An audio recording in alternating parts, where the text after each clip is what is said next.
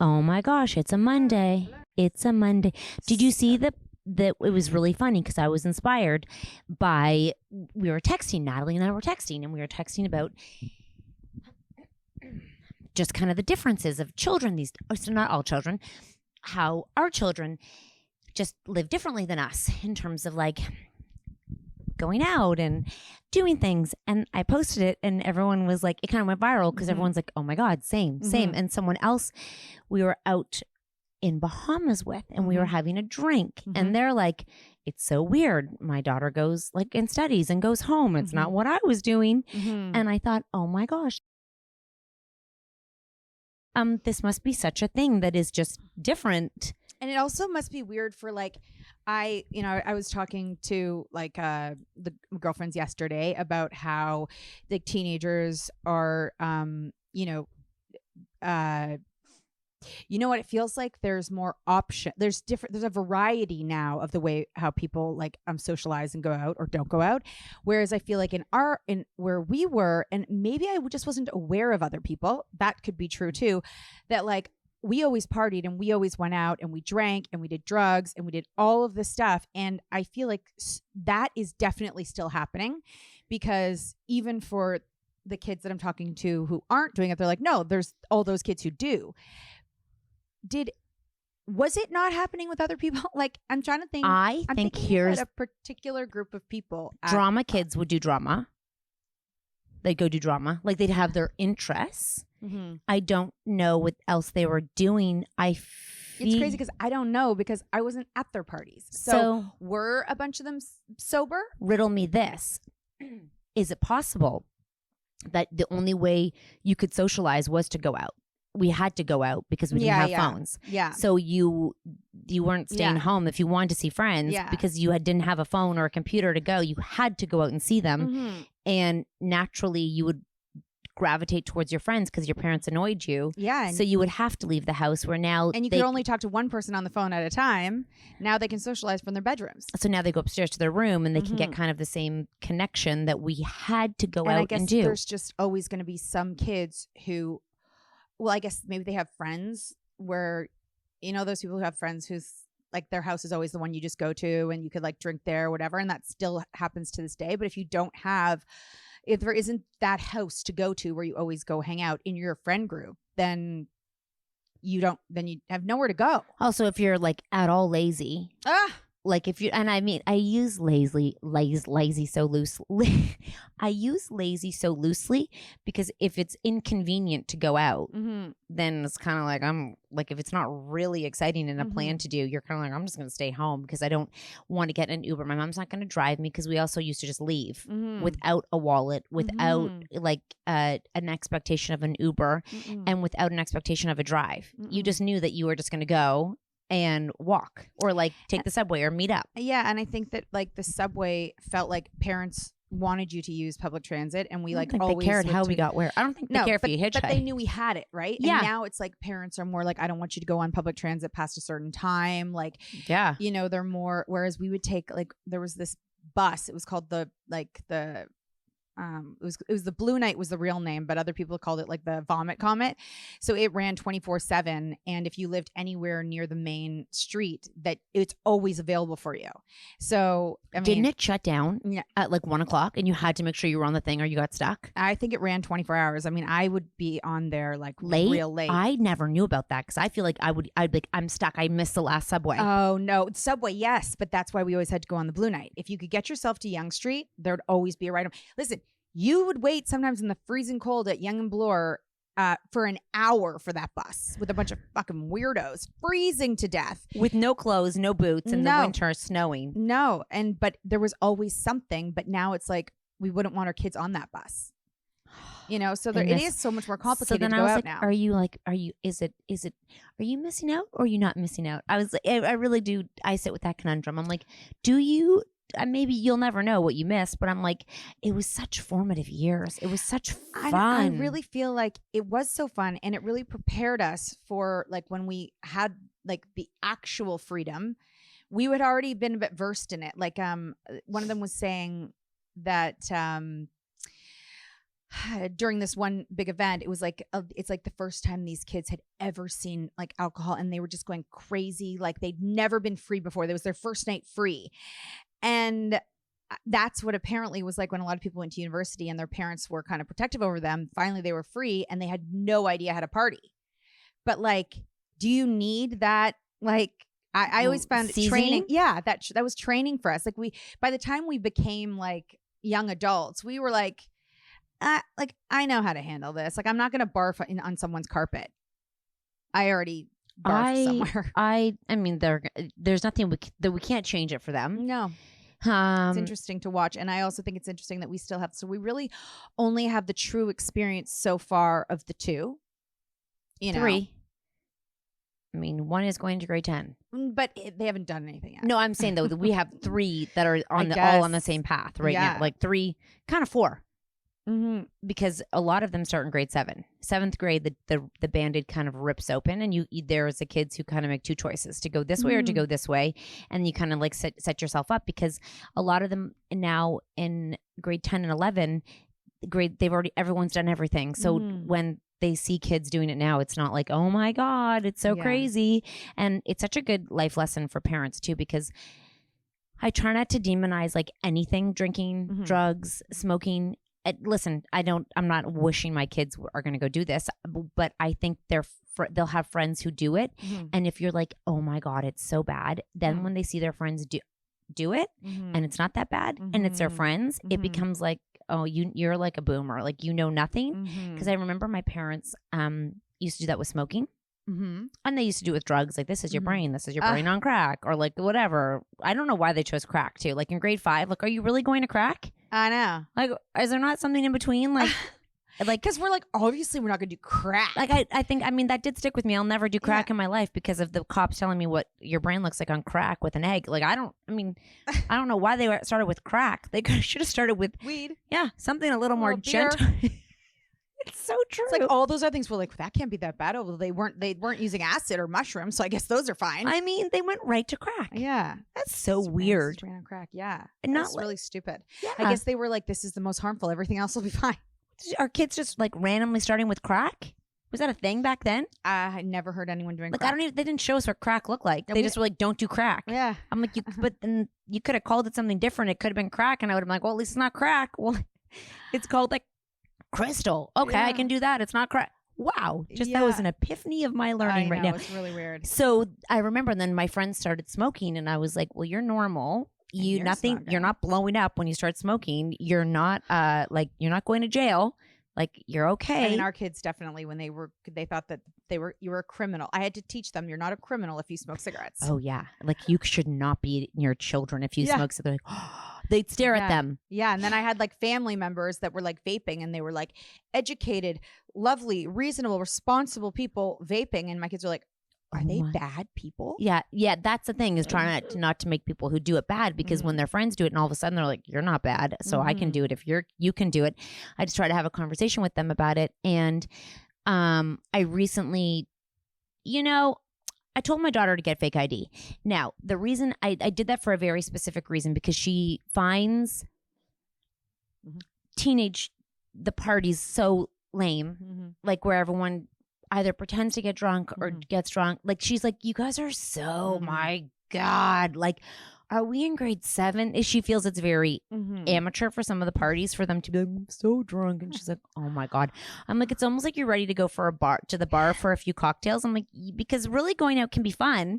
You just don't enjoy people who like get into drama when they drink and start crying. Like, you just don't like that. Fair. Like, so Taylor has had friends who very much are like done with that whole like, party scene, and they dress up like women, and they go to like fancy bars. Like, I don't even go there. Fancy bars, and they post pictures, and they get like oysters and like glasses of wine and martinis, and they have their fake ID. Yeah, and they get served. It's actually a lot of them do that. This is a lot of them, because I know from Snapchat, thank you, that they've been doing it since like grade 9. I know, 9th grade, and they get served, and they dress like women. I can't imagine with braces. I'm like, don't. what are the men thinking? Like, wait a second, how old are these girls? And they've got they look like sexy and women. some of the men are buying them their drinks I too. think that'd be really confusing for a man. And obviously the man's like, well, if she's in here, she's got to be 19 in Canada. Yeah. Well, don't steer clear of people with braces, like girls with braces, even though you had a braces as an adult and were pregnant, but you probably looked really young. But I was like, I wasn't like going at a fake idea. I was like, if you really do, a lot of her friends have them? I think so. Like, I don't. She could look 19 if she wanted to. People are always shocked by how old she looks, but I was like, it's not. Don't ruin the idea of going out because of other people's actions. It's like you will get to a place where people go out and it's not like it's not this ridiculous. Like, it doesn't have to be ridiculous. There is you can really have a lot of fun at some really cool places. And she likes hanging out with her friends. Like, it's when they go to the next destination that it becomes like, oh my God. And it's often these unsanctioned semis where it's like a bunch of kids who either pretend to pound bottles of liquor before they walk in, do pound bottles of liquor before they walk in, and then it hits them when they get there. And it's like, just like no one can stand up straight. So I was like, it's like, you're just too mature you believe you're too mature for these, you don't want to be there with that because you can't have a conversation. It's not fun. You can't dance. You can't you're taking care of people and you shouldn't be taking care of them. Let them barf and carry on. I know. But I'm glad you're a good friend. And I was like, this whole notion of partying and like these kids doing these things.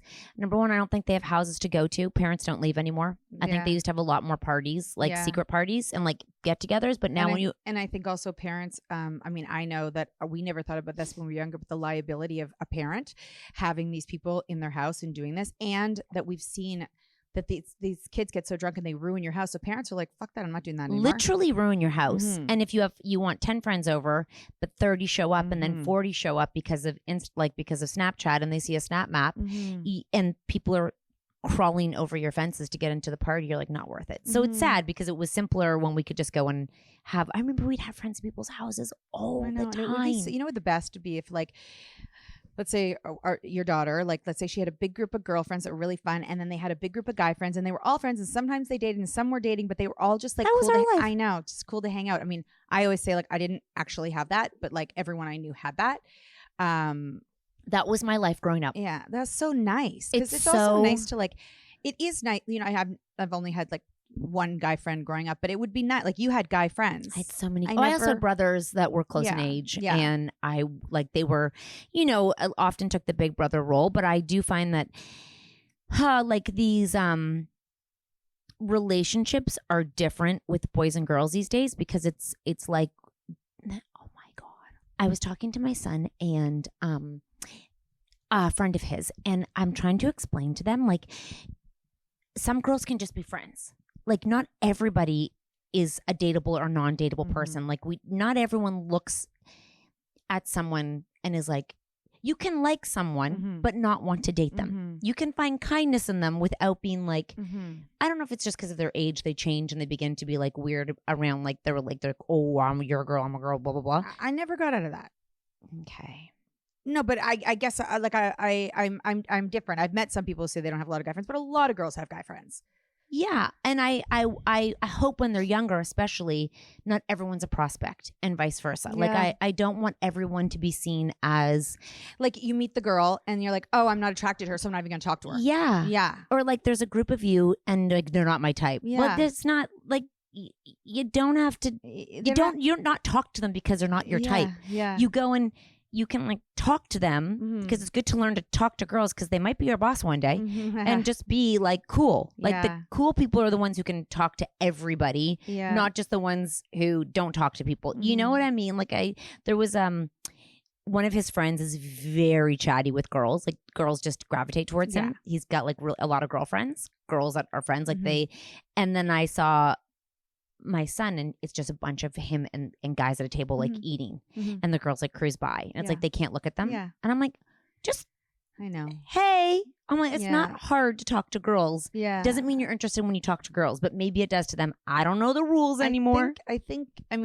going to a single sex school definitely isn't ideal. It isn't ideal. Like eventually they'll get there. It's like, I'm not worried about the long term. I was worried I wouldn't have my boys at a boys' school, but I think that like people that are co-ed, like I think about my son's friends who are at co-ed schools, they probably mingle a lot more, and they they hang out with people and have people over, and it's not all about. But it's like if you're not around girls a lot, of course the first thing you're gonna think is, oh, there's a girl. Like, do I like her? I need to maybe I need to put him in something co-ed. Maybe we should just like host some parties and just. I mean, my parties are like an hour and a half because I know what perfect. Yeah, I'm like, actually sometimes even under an hour. I'm like, you're out of here by 8 o'clock. Like, I don't need you longer because I know what happens. Just like you in and out, you come, you go. I mean, I feel like there's some like boys around here. Like, I'm not worried about her. Oh yeah, I just kind of want her to have a party with boys so I can come watch that. Amazing. I just want they have to get a little taller. I know. I really felt like I really want to be like. Do you think I can be a chaperone at prom? No. Because when I said it, I don't think Taylor was opposed. Well, yeah, but no. It's just teachers, not parents. Yeah, no. But I just want to go. I was like, I went to a bat mitzvah and my son was there. Oh, and I was like, let's talk about that. I'm like, I don't need to be here. No, like, I'm glad I was there because I was with the family. But I mean, watching my son, I'm like, because it would be like the prom. Like, it's like you're there with your sibling, like your kids, and they're like with their friends in their element. And it's like, I don't need to do this. It's such a unique experience, bar mitzvahs. And we were talking yesterday because I ended up missing one of my friends' bat mitzvahs. And my girlfriends were like, it was the best party of our lives, right? It had everything. It had singing, it had dancing, it had like, and the kids like break it up. So there's just like a good dynamic of just like fun and everyone having fun and the hype. And when the job is to have fun. And every party should have an MC. Yeah. You know what I mean? Because an MC makes it so nobody's sitting on their ass. God, he was such a good MC. I actually filmed him like Natalie. Natalie. He was so good. He was funny too. Funny. Oh, that's good. Witty, funny, talk to people, and then he'd be like, I do not need your family history right now. I just asked you, like, funny. I love that. And talked and not awkward. I wish there was more, we were saying, I wish there was more opportunity for parties. I know they cost money, but like more opportunities for like parties like that, like for the kids too. Oh yeah. That was a party, Max. He's like, is that my last one?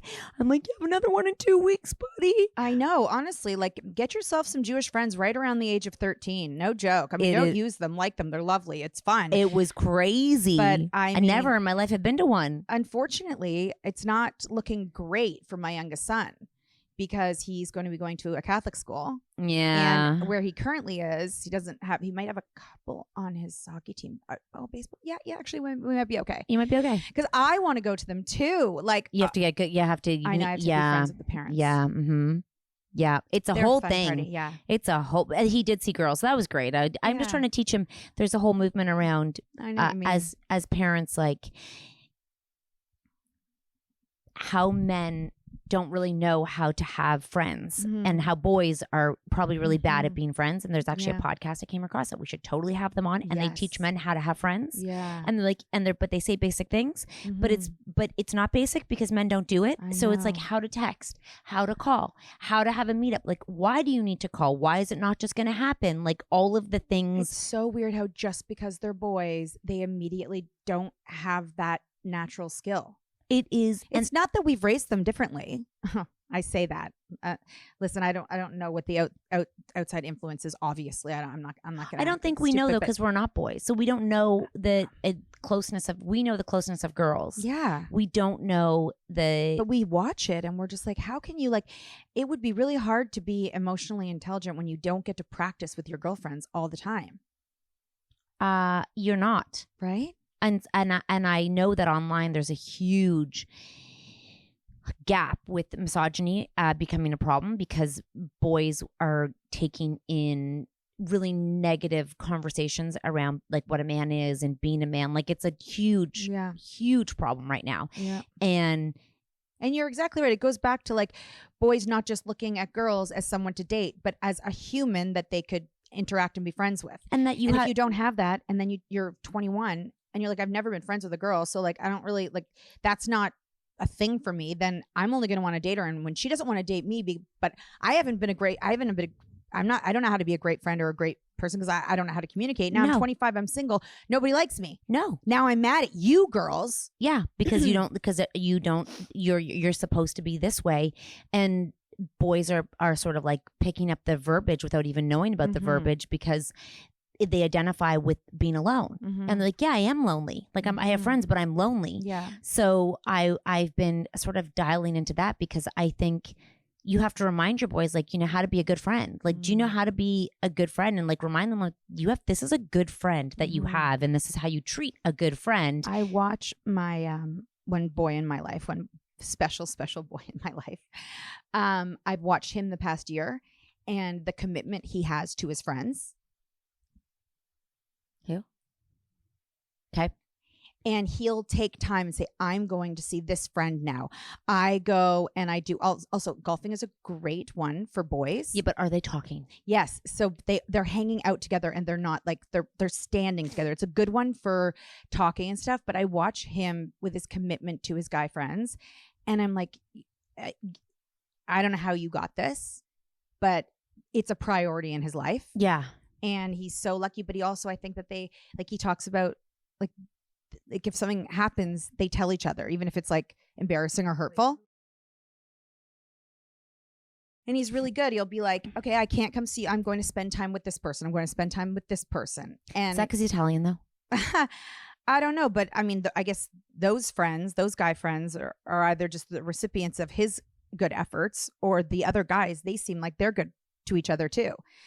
And he's good at keeping in touch with them. I mean, your brothers have always had guy friends. I would say it's harder now, though. But they were good at it. Yeah, they were good at it. Yeah, no, they were good at it. I think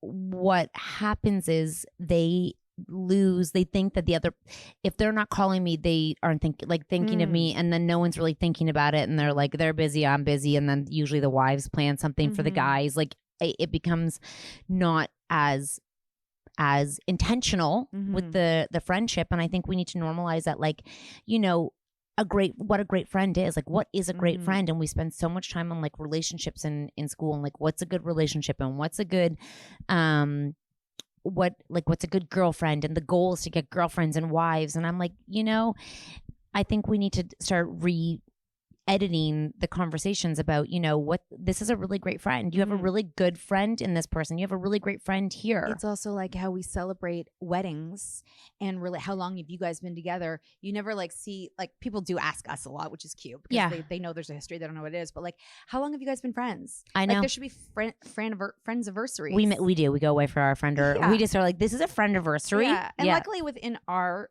you and my business, we get asked a lot about our friendship. So our friendship is actually like at the core of talking about what it is and how long we've known each other. Remember Santa Barbara? So fun. Yeah. So fun. Most people don't talk about like how special friendships can be. And you know, those guys that go away on like annual trips, like they're so lucky they have that. Like I also have, you know, he's really good at keeping up with his guy friends, and that's a priority for him. He's lucky, but he's also a kind of guy who talks about his feelings. When you see the misogyny coming out online, and you see like, and a lot of you are like, what are you talking about? I can't express enough. You don't know what's going on online, because their algorithm is different than your algorithm, and you'll never know their algorithm because you don't know what it's serving them, and it knows their age, it knows what they're interested in. And by the way, you were talking about like the porn videos that you were getting. Remember, like on Serve 2 is like a thing. It came up on TikTok. It's outrageous, and it's sponsored. Yeah.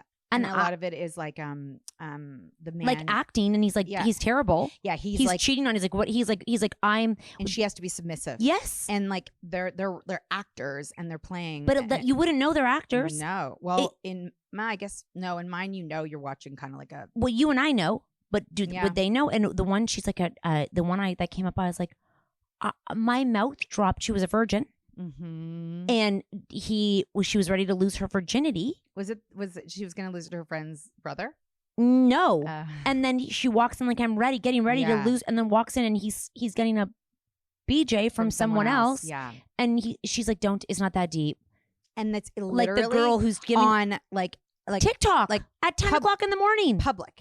It gets crazy. Like sponsored, like serving it to you. So even if your algorithm isn't that, because I haven't been on TikTok in a long time, and I went on it like just to check something. Like, I don't know what I was doing. I just like sometimes, we're content creators, so I sometimes go on and I was like, it came like 3 times. I was like, my mouth. Yeah, and when we're talking about that misogyny thing, and if you think like that's the kind of thing that is misogynistic, by the way. Yes. Oh my God, it so is. Losing the virginity, cheating on a girl. It's not that big of a deal. Like, but he grabs her by the hair and starts making out with her. Like, it's very submissive to the woman. It is borderline sexual assault. Yeah, like, for sure. It is insane. Yeah. Those are the kind of things that you would not know that your son is seeing, and then if he sees a little bit of it, then he's going to see more of it, and that's not something that you would have ever thought about. You know what? We have to screen record one and send it as a clip, and your mouths are going to drop when you see it because.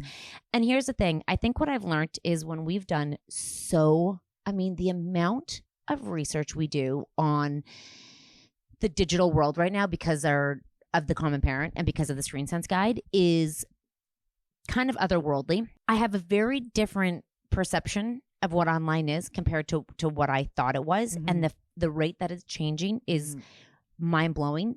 Those could all be AI characters and we would never know it. You would never know it, and it could just be... Absolutely. And so they're just like throwing them in there and making so much money off of it. And by the way, I had told Kat recently, but obviously it makes sense, but these things you don't think about is I know someone whose whole business was being a successful OnlyFans, and now she has to like alter her content creation because she has to go up against AI, and the people look just as real as she is. Just as real. And they can pump them out. They can do way faster work than she can. That girl, that AI person can do anything. She's not real. No, she doesn't care. She's got no reputation. And it's important we talk to our sons about like this is not a reality of what a relationship looks like. This is not how you have a girlfriend, and this is not what girls look like in real life in terms of like coming out in red leather with a chain on their neck. Like that is not what this looks like. And they're saying by the age of 8 most boys have come to see some type of sexual content by the age of 8 by way of just being served, being at a friend's house.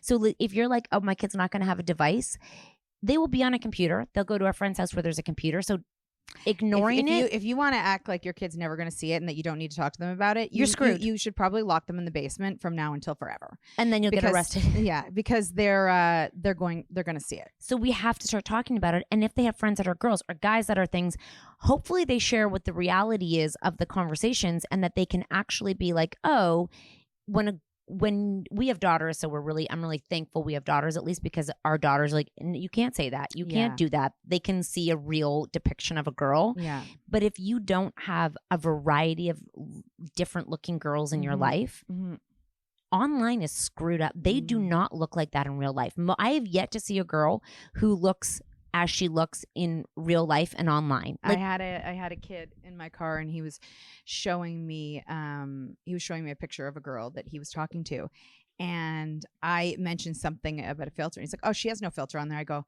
and I just said, I'm like, it's so crazy that you guys have such like a warped sense that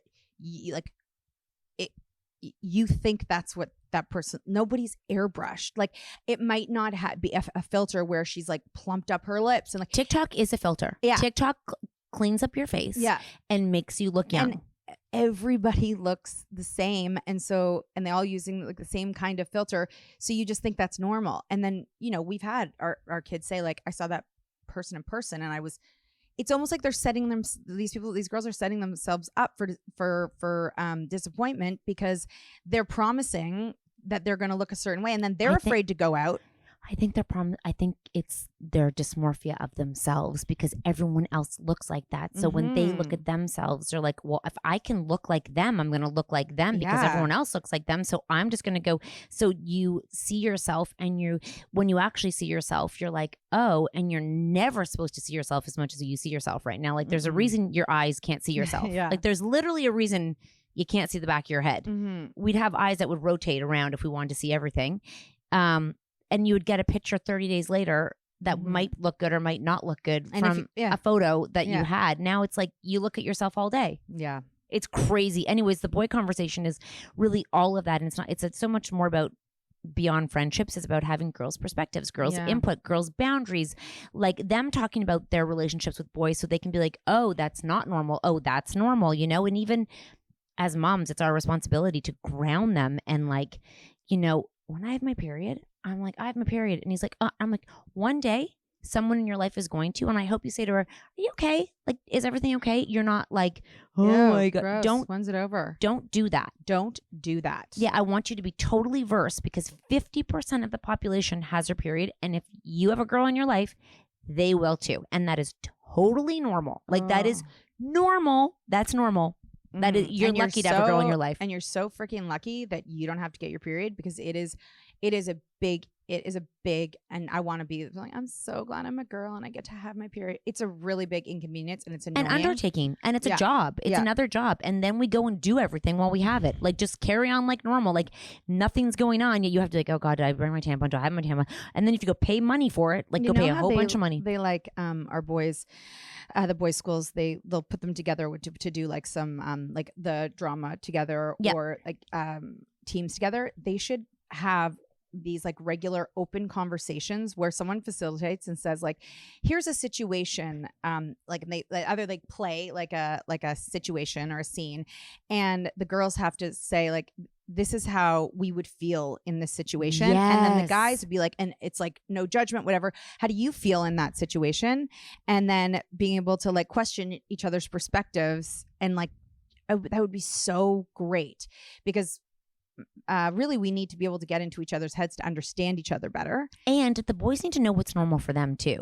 Like what their thoughts are normal, because I feel like girls have such a like a voice, and like you see so many people online advocating for like what's happening with them and their bodies, but like boys, I've yet to come into someone who's like, by the way, when you slow dance you might get a boner, and this is what you should do. Like, it's okay, it's normal, and if it feels awkward, like I think they don't even know what's going on. No. And they should be like, okay, and then this happens I know they get like the puberty talks, but the feelings behind when you like someone, how you treat someone, if a girl does reject you, that is the biggest.